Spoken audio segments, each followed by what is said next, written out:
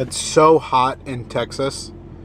What's up, everybody? I wanted to make this video about why reading has been mad helpful for me. I currently am at jiu-jitsu. My son is inside and I had a couple minutes. I'm currently reading Chuck Palahniuk's Fight Club. Like 2 to 5% of the way into it. Love the movie, so we'll see. But I don't know. I've been thinking a lot about this, and maybe it'll resonate with some of you, but one of the big reasons, especially lately, why I've wanted to get so into reading is as a dad of 3, being a dad is very difficult, and I've been in and out of therapy. When we had the third kid, it just like, I got like this existential crisis and just was like, how am I a dad? I don't know what to do. Hit like a pretty high level of like depression and just like anxiety, and it's been weighing heavy on my mind and my life, like just weightiness of life and having to raise another person, 3 other persons, and not only try to be a good person and be a good husband and be a good dad, but providing for these little humans and trying to teach them hope and beauty, right? Get busy living or get busy dying, all of these things that I'm reading in these books and I've seen in movies. And I try to very much subscribe to PMA, positive mental attitude, from the song Bad Brains. But obviously not only the weight of the world and how hard the world can be, but just life has a way of like just dragging you down, as Have Heart says, deeper and deeper. But lately, the more that I get in my head, the more that I need to get out of my head and get other words in there, if that makes any sense. I'm so full of like just sadness and anxiety lately that I need to get out of my head, and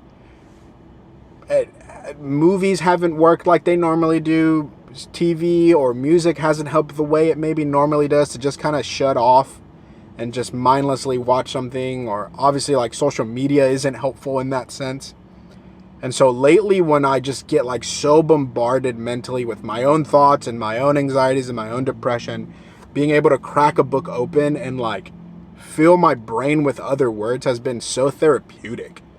I don't know if this makes any sense. I'm just kind of rambling, but I've just been thinking about this a lot lately, just like the need that I've had to be able to get into the pages of these books. One of the books I just got done reading is The Things They Carried by Jim O'Brien. And I'll make a video on that book separately because it's such a great book. But being able to like witness these horrors that these dudes went through in war.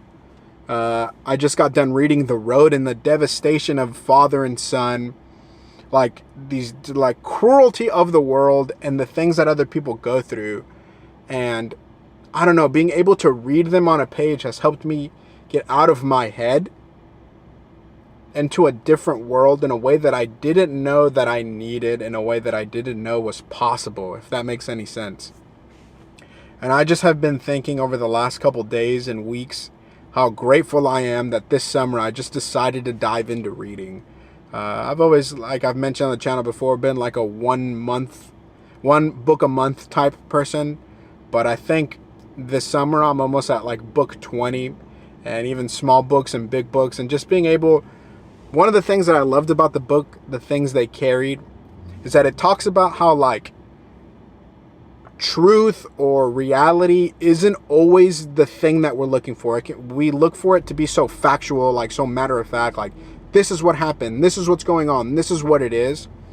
But stories have this way of expounding on the truth that don't necessarily mean factual, that make life not only more interesting but more bearable.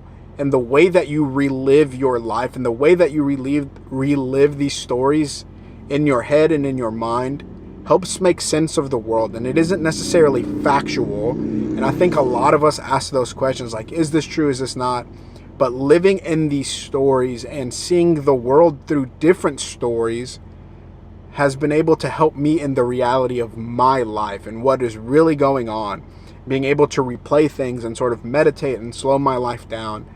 And so, yeah, I think this is why people read, right? This is why we need books. This is why we need stories. This is why we need literature. Is because stories help us get out of ourselves. Story helps us relive our own lives through the storytelling of other people's lives, and realizing I don't have it as bad as I think I do. I need to get out of my head. And so it's been so healing for me this summer to get into these stories that are so great and are written on these pages. And I don't know, I've just really needed books this summer, and they have healed my mind and my heart in a way that I didn't know was possible. And I guess this is why people read. And yeah, the Things They Carry is like a book that is read in a lot of high school classes, and I just don't know that I could have fathomed what was in that book at 17, I'm sure there are some students and some high schoolers that did, but reading it as a 36-year-old dad, like, I don't know, it just hit different, like that feeling of like when you went to college, you really weren't mature enough yet to really understand how to study well, to take in what you were learning. At least I wasn't, you're still like making mistakes. But now being able to revisit some of these books that I should have read back then has really been helpful and healing. I don't know, just kind of rambling about why I've needed books this summer. Still working on a video on the 2 Cormac McCarthy books I read, The Things They Think They Carried. I've been able to crush a couple other books.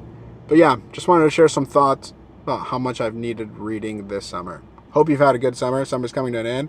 I start my master's on Monday. Got to get back to school, so I don't think I'll be reading as much as I have been, but I'm very thankful to have been reading so much this summer.